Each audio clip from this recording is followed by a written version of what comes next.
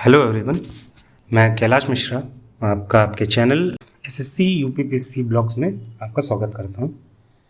आज हम सीजीडीए ऑडिटर की जॉब प्रोफाइल को एक डिटेल्ड वे में समझेंगे कि आखिर ये जॉब हमें लेनी चाहिए कि नहीं लेनी चाहिए।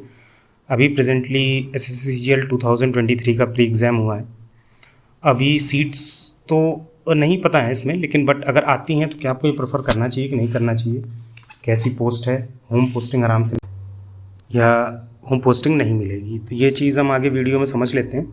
मैंने सीजीडी ऑडिटर में 2018 से मैं सेलेक्ट हुआ था और नियरली मैंने 1 साल यहाँ पर काम किया। Then I got selected as a divisional accountant from 2019 और अब मैं वहाँ पर कंटिन्यूसली यहाँ पर वर्क कर रहा हूँ कंटिन्यू के। तो आइए हम डिस्कशन करते हैं सिलेक्शन प्रोसेस का। जो एग्ज़ाम प्रोसेस है इसका, आप SSC CGL combined graduate level जो एग्ज़ाम होता है आप वो देते हैं। फाइनली जब आप प्री मेंस और जब डॉक्यूमेंट वेरिफिकेशन आपका ये सब हो जाता है, एसएससी करा लेती है, तो फाइनली आप सेलेक्ट हो जाते हैं जिस पोस्ट पे भी आपको होना होता है। आपने सीजीडीए भरा तो आपको सीजीडीए अलॉट हो गया आपकी रैंक के हिसाब से। फर्दर ज्वाइनिंग प्रोसेस की अगर हम बात करें इसमें, तो ज्वाइनिंग आपकी 4 to 5 मंथ्स में लगभग आ जाती है। आपको इसमें एक खास बात इस पोस्ट में ये है कि आपको स्टेट प्रेफरेंस नहीं भरना होता है। आपको डायरेक्टली जो उनके डॉक्यूमेंट्स होते हैं, अटेस्टेशन फॉर्म होते हैं, ये सीधे आपको भेज देने होते हैं जो आपको बाई पोस्ट मिलते हैं और उसके बाद सीधा अलॉटमेंट उनकी तरफ से ही आता है। तो आप इसमें कोई स्टेट नहीं भरते हो। सबसे प्लस पॉइंट इसमें ये है, और इसको आप नेगेटिव भी मान सकते हो कि आपको आइडिया नहीं कि आपको कहाँ भरना है या नहीं भरना है। तो इस तरह से आपकी ज्वाइनिंग आ जाती है और आप जाके ज्वाइन कर लेते हैं फाइनली। फर्दर बात करते हैं नेचर ऑफ वर्क। हम इसमें करते क्या, आखिर ऑडिटर में हम करते क्या हैं या इसका वर्कलोड कैसा है। तो हम बेसिकली जब हमें सेलेक्ट कर लिया जाता है, हम जाते हैं, जब हमें अलॉटमेंट होता है ऑफिसेस का, तो हमें या तो ऑडिट सेक्शंस में रखा जाता है। लोकल ऑफिसेज होते हैं कि आप एक जो जहाँ पर भी जिस एरिया में पोस्टेड है वहाँ विद इन उसी एरिया में ही आपको ऑडिट करने होते हैं, इसीलिए इनको लोकल ऑडिट ऑफिसेज कहते हैं। जैसे हम लोग देखते हैं कि कैग में आप बहुत ज़्यादा बाहर जाते हैं, एक सेंट्रलाइज इंस्टीट्यूट है जो कि जैसे आप यूपी का है, यूपी का इलाहाबाद में ही है, तो आप इलाहाबाद से लगभग जितने भी ऑडिट के अंदर जो सीएजी के अंदर जितने भी इंस्टीट्यूट्स हैं कि उनका जिनका आपको ऑडिट करना होता है, पूरे यूपी में कहीं भी होंगे, विद इन यूपी आपको हर जगह जाना पड़ेगा। तो टूरिंग उसमें काफ़ी है, बट इसमें टूरिंग उतनी आपको नहीं मिलेगी। आप मतलब दिन में ऑफिस जा रहे हैं, वहीं लोकल में ही ऑफिसेज होंगे, वहाँ पर ऑडिट करेंगे, शाम को अपने घर आ जाएंगे। तो ये इसमें एक बहुत बड़ा प्रो है, आपको इसमें परेशानी नहीं होगी बिल्कुल भी। फिर आप पे सेक्शन में हो सकते हैं, अकाउंट सेक्शन में हो सकते हैं, एनपीएस सेक्शन जो अपनी पेंशन स्कीम है वहाँ आप उसके रिगार्डिंग देख सकते हैं काम। दूसरी बात, ऐसा ज़रूरी नहीं है कि आप हमेशा ऑडिट सेक्शन में ही रहें, आपको क्लरिकल वर्क भी करने होते हैं। क्योंकि आप जैसे मान लीजिए एडमिन में लगे हैं, किसी ऑफिस के एडमिन में लग गए, तो आपको सारी नोटिंग, ड्राफ्टिंग, ये सब आपको सिखाया जाएगा और ये आपको करना पड़ेगा। तो आप दोनों काम करते हैं। तो ऑडिट आपको सबको नहीं मिलता, कि जिनका हुआ ये बाई चांस या लक है कि स्टार्टिंग में आपको ऑडिट मिल जाए। अदरवाइज़ पहले लोगों को नॉर्मली अकाउंट ऑफिसेज और इन जगह पे ही रखा जाता है कि आप काम सीख लो, और क्लरिकल वर्क में ही अटैच किया जाता है कि आप ये सब चीज़ें क्लियर हो जाएं आपको। बात करते हैं वर्कलोड की, तो वर्कलोड मॉडरेट भी है और ना के बराबर भी है, मतलब ईजी है वर्क, बट डिपेंड ये करता है आप हैं कहाँ पर। अगर आप ऑडिट सेक्शंस में हैं तो आप ऑडिट करते हैं, ऑडिट करने के बाद लगभग आप फ्री हो जाते हैं, थोड़ा रिलैक्स जॉब है ऑडिट ऑफिसेज में। लेकिन यही अगर आप पे ऑफिसेज में हैं, अकाउंट सेक्शंस में हैं, तो वहाँ पर वर्कलोड काफ़ी हेक्टिक है और आपको लंबा प्रोसेस और पूरा दिन लगभग लग जाएगा। तो ये चीज़ें आप मान के चलिए कि ये डिपेंड सर्विस बात पे करेगा कि आप किन ऑफिसेज में अटैच किए गए हैं। तो ये रहा अपना वर्कलोड का नीचे। फर्दर हम बात करते हैं ट्रेनिंग की।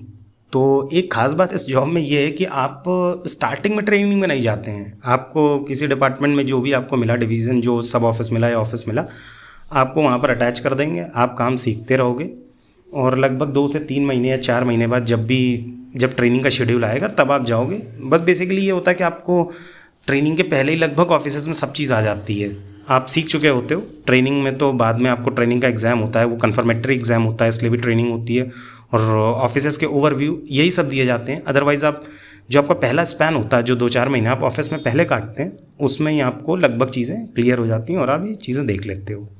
तो ये हो गई हमारा ट्रेनिंग का।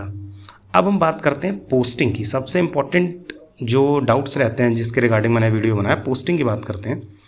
क्योंकि अब इसमें CGDA हमसे स्टेट प्रेफरेंस नहीं मांगता है, तो लोगों को ये डाउट रहता है कि आखिर पोस्टिंग हमें मिलेगी कैसे। इस जॉब में एक बहुत अच्छी बात यह है कि रिगार्डलेस ऑफ योर जो रैंक है आपकी, या मतलब अगर आपकी सीट जो भी है, सीट्स के अंदर अगर आपकी रैंक है, मान लीजिए कुछ भी, जैसा कि यूपी में किसी भी जगह पे आपकी इतनी सीटें निकली हैं और आपकी रैंक थोड़ी भी ठीक है, अच्छी है, तो जनरली आपको बिल्कुल घर के पास में ही ऑफिसेज अलॉट कर दिए जाते हैं। ये नहीं रखा जाएगा कि आपको बहुत दूर वहाँ से भेजा जाए। अगर बाई चांस भी अगर ऐसा होता है कि आप मान लीजिए कि उस स्टेट के उसमें नहीं आते हैं, तो आपको नियर बाई स्टेट ही दिया जाता है। बहुत ज़्यादा वो नहीं होता कि आप हरियाणा में हैं और आपको केरला भेज दिया जाए, ऐसा तो जनरली नहीं ही हुआ है। सब लोग लगभग अपने एरिया में ही रहे, और कई बार तो ऐसा हो जाता है आपका जो होम टाउन है वहीं आपको पोस्टिंग मिल जाती है, क्योंकि डिफेंस के ऑफिसर्स बहुत ज़्यादा हैं। आपको लगभग हर एरिया में काफ़ी ऑफिसर्स मिल जाएंगे। लखनऊ में बहुत सारे ऑफिसर्स, कानपुर में बहुत सारे ऑफिसर्स, 8-8, 10-10 ऑफिसर्स होते हैं, तो आपको आराम से कहीं भी नॉर्मली पोस्टिंग मिल जाती है। तो ये आपको लोड नहीं लेने की ज़रूरत है। फिर बात करते हैं कि ऑफिसेज़ में अगर हम देखेंगे, तो मैंने बताया कि LAO में आपकी पोस्टिंग हो सकती है, लोकल ऑडिट ऑफिसेज़ में, या आप मेन ऑफिस में जा सकते हैं, जो भी रीजनल ऑफिस हैं। जैसे कि लखनऊ का है तो लखनऊ PCDA है, आपका लखनऊ में है मेन ऑफिस। और सब ऑफिसर्स तो किसी भी डिस्ट्रिक्ट में हो सकते हैं, उनके जोन में जो भी आ रहे हैं। PCDA जैसे सेंट्रल कमांड है, तो सेंट्रल कमांड के अंडर में बहुत सारे डिस्ट्रिक्ट्स आ जाते हैं। लखनऊ है अपना, कानपुर है, और जो आसपास के भी हैं उन्नाव, और ये सब जितने भी हैं, तो ये सब इनके सब ऑफिसर्स में आ जाते हैं। तो इस तरह से आपकी पोस्टिंग हो जाती है। अगर हम बात करें सेंसिटिव और नॉन सेंसिटिव, दो तरह की पोस्टिंग इस जॉब में चलती है। नॉन सेंसिटिव मतलब जहाँ पर आपको पेमेंट नहीं करना होता, थर्ड पार्टी पेमेंट, जैसे कॉन्ट्रैक्टर्स होते हैं या ये सब होते हैं, तो यहाँ पे आपको पेमेंट्स करने होते हैं, तो इसलिए इनको सेंसिटिव पोस्ट बोलते हैं। और नॉन सेंसिटिव पोस्ट जनरली आप जैसे जहाँ पर भी फाइनेंशियल टर्म्स इन्वॉल्व नहीं है, वो नॉन सेंसिटिव हैं। क्लरिकल वर्क्स हो गया, एरिया अकाउंट के वर्क हो गए, आपके अकाउंट सेक्शन के हो गए, पे सेक्शन के हो गए, ये सब नॉन सेंसिटिव पोस्टिंग में आती है। अच्छी बात ये है कि ये रोटेशन होता है। जैसे आप लगभग 4 साल या 5 साल स्टार्टिंग में सेंसिटिव नहीं मिलती है आपको। जैसे आप 4 साल सीनियर हो जाते हैं या 5 साल में, तो आपको मेजॉरिटी ये देखी गई है यहाँ पे कि 4 साल के बाद आपको सेंसिटिव पोस्टिंग में ट्रांसफ़र कर दिया जाएगा। वहाँ पर जो शेड्यूल होता है, जो आपका स्पैन होता है, ड्यूरेशन, वो 3 साल का होता है। 3 साल आप काम करेंगे सेंसिटिव में, देन फर्दर आप नॉन सेंसिटिव में आ जाएंगे, और इस तरह से ये प्रोसेस लगभग कंटिन्यू करता रहता है। अब हम बात करते हैं ट्रांसफ़र की, जो नेक्स्ट है। ट्रांसफ़र में अगर हम बात करें तो जनरली जिस ऑफिस में भी आपका अपॉइंटमेंट होता है, वहाँ पर उस ऑफिस में लगभग आप 4 साल तक, 3, 4 या 5 साल तक, जैसा भी है, क्योंकि आजकल ट्रांसफ़र पॉलिसीज़ बड़ी absurd सी हो गई हैं। इतने ज़्यादा फैक्ट्रीज़ बंद होने के बाद इतने ज़्यादा लोग ऑफिस में आ गए कि उनकी स्ट्रेंथ जितनी है सैंक्शन, उससे ज़्यादा लोग वर्किंग हैं। तो अभी ट्रांसफ़र्स बिल्कुल क्लियर नहीं कैसे हो रहे हैं, बट आप अभी भी ऐसा है कि आप 3 से 4 साल, मिनिमम 4 साल आप एक जगह पे ऑफिस में काम कर सकते हैं। Then you are transfer to another location, another office. मतलब ज़रूरी नहीं कि आप उस डिस्ट्रिक्ट के बाहर जाएं, लेकिन बट वो आपका ऑफिस चेंज होगा, क्योंकि आप ऑफिस सीनियर हो चुके हैं वहाँ पर। फिर आप जैसे दूसरे ऑफिस में जाते हैं, तो फिर आपका कुछ एक टेन्योर होगा, या 3 साल या 4 साल जो भी होगा।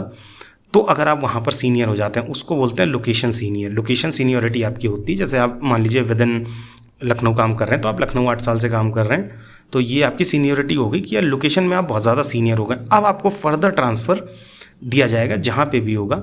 लेकिन अच्छी बात इसमें कि ये जोनल ट्रांसफ़र्स होते हैं। जैसे आप लखनऊ PCDA में हैं, PCDA सेंट्रल कमांड में काम कर रहे हैं लखनऊ में, तो लखनऊ के जो ऑफिस होंगे, जो उनके डिस्ट्रिक्ट्स जो उनके अंदर होंगे, वहीं पर ही आपको दिया जाएगा। और ज़्यादा ऐसा नहीं होगा कि आप जनरली इंटर कमांड चले जाएँ, इंटर कमांड ही आपका ट्रांसफ़र होता रहेगा। तो ट्रांसफ़र इसके बहुत अच्छे हैं। आप अगर जाते भी हैं बाहर, तो आप ये मान लीजिए कि आप 2 साल के बाद लगभग आप अप्लाई कर सकते हैं, और मोस्ट ऑफ द चांसेस रहते हैं कि आप फर्दर अपने होम स्टेट, होम टाउन लौट सकते हैं। हम फर्दर प्रमोशन जो प्रॉस्पेक्ट्स हैं CGDA में, उसकी बात करते हैं। तो अगर आप ऑडिटर के उस पर लगे हुए हैं, तो आप 6 इयर्स का जब आपका टेन्योर कंप्लीट हो जाएगा, तो आपको प्रमोट कर दिया जाएगा सीनियर ऑडिटर पे। 4200 ग्रेड पे की जॉब है।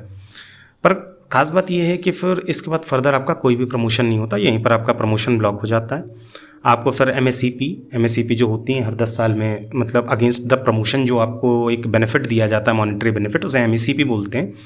तो आपका ये हर 10 साल में लगता रहेगा, लेकिन आपका कोई प्रमोशन नहीं होगा। बट इसके अगेंस्ट में अगर हम बात करें, तो एक एग्ज़ाम होता है SAS। तो अगर आप SAS एग्ज़ाम देते हैं, तो आप डायरेक्टली 3 साल के बाद, जब भी 3 साल का भी एग्ज़ाम होता है, 3 साल का आपका एक पीरियड होता है जिसके बाद आप एलिजिबल होते हैं इस एग्ज़ाम में बैठने के लिए। इसके बाद आप डायरेक्टली 2800 ग्रेड पे से 4800 ग्रेड पे सीधे आप पहुंच जाते हैं। ये इसमें एक बहुत बड़ा बेनिफिट है और एक बहुत बड़ा सैलरी का गैप है। और ख़ास बात ये है कि अगर आप WO बन जाते हैं, असिस्टेंट अकाउंट ऑफिसर बन जाते हैं, तो आपके आगे के जो प्रमोशन है वो प्रॉपरली खुल जाते हैं। फिर जनरली ये देखा गया, आप जब WO बन जाएंगे 4800 ग्रेड पे आपको मिल जाएगा, उसके जस्ट नेक्स्ट 4 साल बाद, जिस दिन आप ज्वाइन करते हैं उसके 4 साल बाद आपका 5400 हो जाता ऑटोमेटिकली। ये इसमें एक बहुत ज़्यादा फाइनेंशियल बेनिफिट है। यहाँ पर आपको MACP की ज़रूरत नहीं पड़ती है, डायरेक्टली कैग और CGDA दो जगह ये चीज़ है कि आप 4800 ग्रेड पे के सीधे 4 साल बाद, 4 साल जब आपके हो जाते हैं उसके बाद, तो आपको 5400 ग्रेड पे लेवल 9 पे वो आपकी सैलरी ड्रॉ होने लगती है। फिर आप लगभग ये मान के चलिए आप 8 से 10 साल में अकाउंट ऑफिसर बन जाएंगे WO के बाद। और फिर आप उसके फिक्स तो टाइमिंग है ऐसा 2 से 3 साल है सीनियर अकाउंट ऑफिसर के लिए, लेकिन अभी इतना ज़्यादा स्टैग्नेशन है कि कई बार लोग वहाँ तक पहुँच भी नहीं पा रहे हैं, या आप बनेंगे तो आखिरी आप 56-57 ईयर्स जब आपकी जॉब हो जाएगी, आपकी एज हो जाएगी, तब आप बनेंगे। तो वो क्लास 1 पोस्ट है, senior account officer is a class 1 post, 5400 grade pay level 10 की पोस्ट है। तो ये हमारे प्रमोशन प्रॉस्पेक्ट्स हैं। तो अगर आप बेटर सोचते हैं कि आपको मतलब एग्ज़ाम देना है, थोड़ा सा SAS का एग्ज़ाम टफ होता है, इसलिए लोग कई बार नहीं देने की कोशिश करते हैं, और कई बार ट्रांसफ़र भी फ्रिक्वेंटली होते हैं SAS एग्ज़ाम देने के बाद। जब आप WO होते हैं तो आपके ट्रांसफ़र्स भी इधर उधर ज़्यादा होते हैं, पर एज अ ऑडिटर आप उतना ज़्यादा आप ट्रांसफरेबल नहीं रहते हैं कि आप जहाँ पर काम कर रहे हैं तो वहीं पर करते रहते हैं। इसलिए कई बार और भी आदमी जो है नहीं इसको चूज़ करता है कि हम WO एग्ज़ाम को दें। फर्दर सैलरी की अगर हम बात करेंगे तो ये 2800 ग्रेड पे की जॉब है। बेसिक पे आपकी 29,200 बनेगी। आपका डियरनेस अलाउंस 42% है जो अभी करेंटली चल रहा है, और HRA भी इसमें इंक्लूडेड होता है। फिर आपको HRA सिटी के हिसाब से प्रोवाइड किया जाता है, आप किस सिटी में रह रहे हैं, X city, Y city, Z city, तो उसमें 27%, 18% और 9% इस तरह से आपको HRA मिलता है। HRA बढ़ता भी है, जैसे अभी 42% मेरा डी है, अगर ये 50% क्रॉस हो जाता है तो हमारा HRA भी बढ़ जाएगा, ये 30%, 20%, 9% रिस्पेक्टिवली हो जाएगा इस तरह से। आपको TPT अलाउंसेस भी मिलते हैं, ट्रैवलिंग अलाउंस होता है, वो भी सिटी पर डिपेंड करता है कि आप किस तरह की सिटी में हैं, TPTA सिटी है कि नहीं है। अगर आप TPTA सिटी में होते हैं तो 3600 प्लस जो DA है आपका, जैसे 3600 प्लस 42% ऑफ 36, ये आपको लगभग मिलेगा। अदरवाइज़ आपको नहीं, अगर TPTA सिटी में है तो आपको 1800 प्लस DA मिलेगा। तो इस तरह से आपकी नेट जो approx salary present current time पे अगर आपकी बनेगी तो वो 50,000 इन हैंड लगभग आपकी सैलरी आ जाएगी। अब हम बात करते हैं कुछ पर्क्स की, जो ये इस जॉब को काफ़ी डिसेंट बनाता है, मतलब काफ़ी बिल्कुल अलग पर्क्स हैं। आपको कैंटीन कार्ड एक प्रोवाइड किया जाता है जो कि ग्रॉसरी कार्ड है, ये लिकर कार्ड नहीं है, बट ऐसा शायद सुनने में आया है कि ये शायद दिसंबर या जनवरी तक इसी ईयर में आपको लिकर कार्ड भी शायद सिविलियंस के लिए भी प्रोवाइड कर दिया जाए। तो हम बात करते हैं ग्रॉसरीज़ आपको लगभग 30 to 40% डिस्काउंटेड रेट पे मिल जाती हैं, और आपको सब कुछ सामान जो भी होते हैं, इनके कैंटीन्स होते हैं, बड़े बड़े कैंटीन्स होते हैं, आपको लगभग चीज़ें मिल जाएंगी। आप इलेक्ट्रॉनिक के आइटम्स भी ले सकते हैं, जो आपके कैंटीन कार्ड होते हैं इनसे शॉप्स एफिलिएटेड होती हैं। कुछ लोग CDS जो आपकी कैंटीन होती है, CSD कैंटीन कार्ड बोलते हैं, तो उससे मार्केट में जो कुछ शॉप्स होती हैं वो इनसे अटैच्ड होते हैं, तो आप वहाँ जाके डायरेक्टली डिस्काउंटेड प्राइस में आप इलेक्ट्रॉनिक आइटम्स भी परचेज़ कर सकते हैं। अगर आपको 2 व्हीलर लेनी है तो आप इजीली 2 व्हीलर भी ले सकते हैं, और आपको लगभग एक नॉर्मल बाइक भी अगर आप लेते हैं तो आपको कम से कम 10 से 15 हज़ार का आपको बेनिफिट आराम से 2 व्हीलर में आपको प्रोवाइड हो जाता है। तो ये इस जॉब को थोड़ा सा अलग बनाते हैं ये पर्क्स। उसके बाद फर्दर जो अगर मैं बात करूँ तो हम बात करते हैं कि होम स्टेट पोस्टिंग। तो ये होम स्टेट पोस्टिंग तो मैंने आपको बता दी लगभग, कि अगर आपकी रैंक ठीक भी है या बहुत ज़्यादा ख़राब नहीं है तो आपको जनरली वो वहीं प्रेफर करेंगे जहाँ आपका एड्रेस होगा। जो एलोकेशन होता है, जैसा हम लोग का 2018 में एलोकेशन हुआ था, तो जो हमारा एड्रेस था उस एड्रेस के नियर बाई प्लेसेस पे ही सबका एलोकेशन हुआ था, कोई दूर नहीं भेजा गया। इसीलिए उन्होंने होम स्टेट के लिए किसी भी प्रकार का प्रेफरेंस फॉर्म नहीं भरवाया था। तो आप इसमें रहें, ये एक अच्छी बात है इसमें कि आपको ज़्यादा परेशानी नहीं होगी। और बाई चांस अगर आप चले भी जाते हैं तो एक अच्छी बात यह है कि आपका ट्रांसफ़र बहुत ईजिली हो जाता है इसमें। फिर अगर हम बात करें कि टाइम फर्दर प्रिपरेशन के लिए, तो जैसा बताया मैंने कि डिपेंड करेगा कि आप किस तरह के ऑफिस में, किस तरह के नेचर ऑफ वर्क में आप इन्वॉल्व हैं। अगर आप नॉर्मल किसी हल्के फुल्के काम में है, जैसे ऑडिट में है तो आप ऑडिट करते हैं, उसके बाद ऑडिट ख़त्म हो जाता है, आपके पास काफ़ी इनफ टाइम होता है, आप वर्क कंप्लीट करके काम कर सकते हैं। अगर आप सिंसियरली वर्क करें तो 4-5 घंटे में लगभग आप ख़त्म कर सकते हैं प्रॉपर नॉलेज के साथ में। फिर आपके पास टाइम होता है, आप पढ़ सकते हैं 2-3 घंटे ऑफिस में, ऐसा कोई प्रेशर नहीं होता। सीनियर्स काफ़ी कोऑपरेटिव हैं यहाँ पे इस डिपार्टमेंट में भी। और अदरवाइज़ अगर आप अकाउंट सेक्शन और पे सेक्शंस में हैं तो यहाँ तो पढ़ाई नेक्स्ट टू लगभग इम्पॉसिबल है, आप पूरे दिन इंगेज रहते हैं, इस तरह का है। और जो वर्किंग डेज़ की अगर हम बात करें तो कई बार वर्किंग डेज़ भी यहाँ पर फ्लक्चुएट करते हैं। अगर आप किसी डिफेंस या सेक्टर के किसी पेरिफेरी के अंदर काम कर रहे हैं तो आप लगभग उनके स्टेट के हिसाब से वहाँ का जैसा रूल होगा उस हिसाब से आप वर्क करेंगे। अदरवाइज़ अगर आपका ऑफिस इंडिपेंडेंट लोकेलिटी पे है तो अगर आप 6 डेज़ वर्किंग जैसी 5 डेज़ वर्किंग है सेंट्रल की, वैसे ही चलेगा।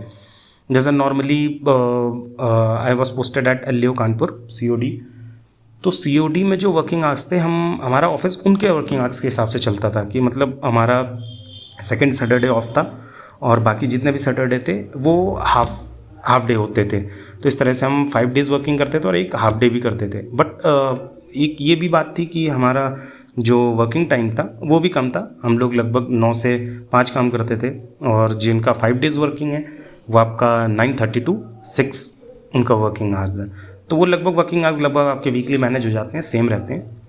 तो ये पूरी पोस्ट के बारे में आपको CGDA के बारे में ये जॉब प्रोफाइल का पूरा डिस्क्रिप्शन था। अगर आपको इन्फॉर्मेशन अच्छी लगी हो तो आप लाइक और सब्सक्राइब करो चैनल को। Okay, thank you.